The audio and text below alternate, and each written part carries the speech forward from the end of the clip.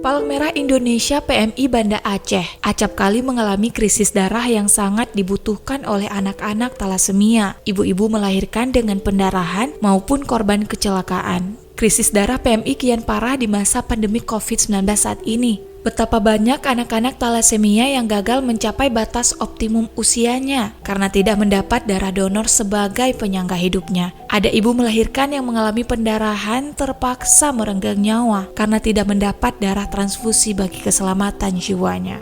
Lihat pula betapa banyak korban kecelakaan yang meninggal dunia di atas meja operasi hanya karena keluarganya gagal mendapat darah yang sangat ia butuhkan. Kematian memang takdir Tuhan, tetapi kematian yang terjadi karena ketidakpedulian kita tentu tak dapat kita abaikan. PLT Gubernur Aceh Nova Iriansyah menggugah kita dengan cara memberi contoh sebagai pendonor darah sukarela di PMI Banda Aceh.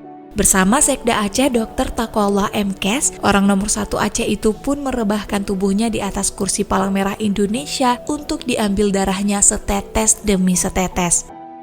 Sejurus kemudian, ratusan aparatur sipil negara di lingkungan pemerintah Aceh pun ikut mendonorkan darahnya.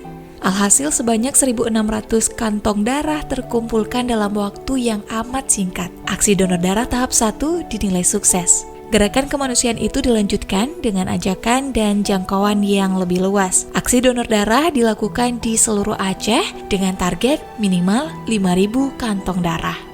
PLT Gubernur Aceh Nova bersurat kepada Bupati Wali Kota, Kepala Perwakilan BPKRI, para kanwil kementerian non-kementerian, para pemimpin perbankan, dan para pemimpin BUMN-BUMD di Provinsi Aceh agar mengajak para karyawannya menjadi pendonor darah sukarela demi kesehatannya dan juga menolong orang lain.